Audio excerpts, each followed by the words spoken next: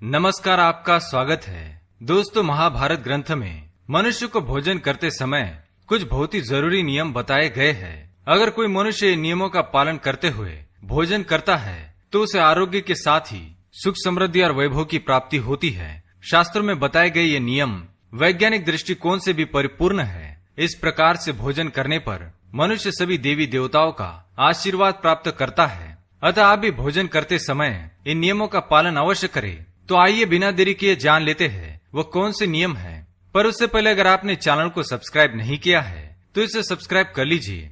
साथ ही वीडियो को एक लाइक करना ना भूले। सबसे पहली बात, भोजन करने से पहले 5 अंग, 2 हाथ, 2 पैर और मुख, इनको अच्छी तरह से धोकर ही भोजन करना चाहिए। भोजन से पहले अन्न देवता एवं अन्नपूर्णा माता की स्तुति करके उनका धन्यवाद देते हुए तथा सभी भूखे प्राणियों को भोजन प्राप्त हो, ईश्वर से ऐसी प्रार्थना करके ही भोजन को शुरुआत करनी चाहिए। भोजन बनाने वाली महिलाओं को स्नान करके ही शुद्ध मन से मंत्र जाप करते हुए ही रसोई घर में भोजन बनाना चाहिए। सबसे पहले 3 रोटियां, एक गाय के लिए, एक कुत्ते के लिए और एक कौवे के लिए अलग निकालकर फिर अग्निदेव को भोग लगाकर ही घर वालों को खिलाना चाहिए। भोजन किचन में बैठकर ही सभी के साथ करें। प्रयास यही करना चाहिए कि परिवार के सभी सदस्यों के साथ मिल बैठकर ही भोजन किया जाए। नियम अनुसार अलग अलग भोजन करने से परिवार के सदस्यों में प्रेम और एकता कायम नहीं हो पाती है। भोजन का समय प्रातः और सायंकाल ही भोजन का विधान है, क्योंकि पचन क्रिया की जठराग्नि सूर्योदय से 2 घंटे के बाद तक एवं सूर्यास्त से 2.5 घंटे पहले तक प्रबल रहती है। जो व्यक्ति सिर्फ एक समय भोजन करता है वह योगी है, और जो 2 समय भोजन करता है वह भोगी कहा गया है। तीसरी बात, भोजन की दिशा। भोजन पूर्व और उत्तर दिशा की ओर मुख करके ही करना चाहिए। दक्षिण दिशा की ओर किया गया भोजन प्रेत को प्राप्त होता है। पश्चिम दिशा की ओर किया हुआ भोजन खाने से रोगों की वृद्धि होती है। चौथी बात, ऐसी अवस्था में भोजन ना करें। शैया पर बैठकर अर्थात बिस्तर पर बैठकर अपने हाथों पर रखकर या टूटे फूटे बर्तनों में भोजन कभी करना नहीं चाहिए। मलमूत्र का वेग होने पर भी भोजन करना नहीं चाहिए। कलह अथवा क्लेश के माहौल में भी भोजन करना अनुचित माना गया है। अधिक शोर शराबे के स्थान पर भी भोजन करना उचित नहीं। पीपल एवं वटवृक्ष के नीचे बैठकर भी भोजन नहीं करना चाहिए।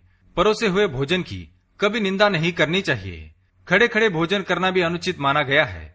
जूते पहनकर या सिर ढककर भी भोजन नहीं करना चाहिए। आइए अब जानते हैं भोजन कैसा होना चाहिए।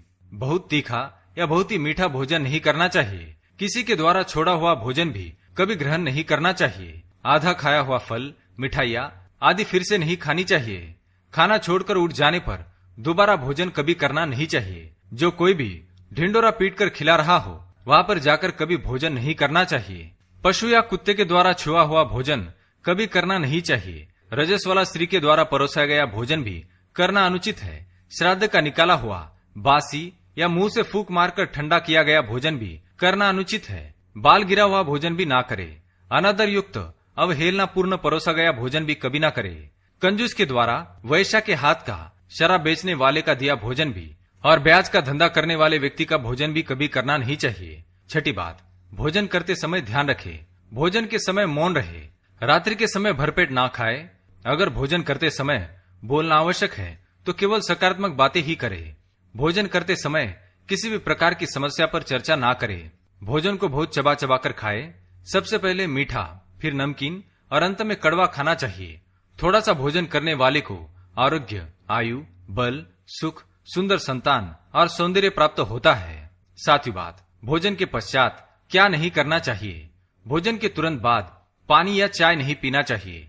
भोजन के पश्चात घुड़सवारी, दौड़ना, बैठना, शौच आदि प्रकार के कार्य नहीं करने चाहिए। भोजन के बाद क्या करें। भोजन के पश्चात दिन में भोजन करने के पश्चात टहलना चाहिए और रात्रि के समय 100 कदम टहलकर बाईं करवट में लेटना अथवा वज्रासन में बैठने से भोजन का पचन अच्छे से होता है। भोजन के 1 घंटे के बाद मीठा दूध एवं फल खाने से भोजन का पचन अच्छी तरह से होता है। भीष्म पितामह ने अर्जुन को दिए महत्वपूर्ण संदेशों में कहा गया है कि जिस थाली को किसी का पैर लग जाए उस थाली का त्याग करना चाहिए। ऐसी थाली विष्ठा के समान त्याज्य होती है। भीष्म पितामह कहते हैं कि भोजन के दौरान थाली में बाल आने पर उसे वहीं पर छोड़ देना चाहिए। बाल आने के बाद भी खाए जाने वाले भोजन से दरिद्रता का सामना करना पड़ सकता है।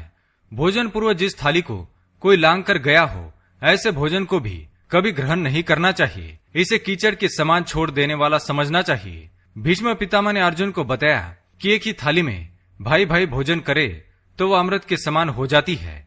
ऐसे भोजन से धन धान्य, स्वास्थ्य और लक्ष्मी की वृद्धि होती है। भीष्म पितामह के अनुसार पति पत्नी को एक ही थाली में भोजन करने को निषिद्ध माना गया है। भीष्म पितामह के अनुसार एक ही थाली में पति पत्नी भोजन करते हैं तो ऐसी थाली मादक पदार्थों से भरी मानी जाने वाली होती है।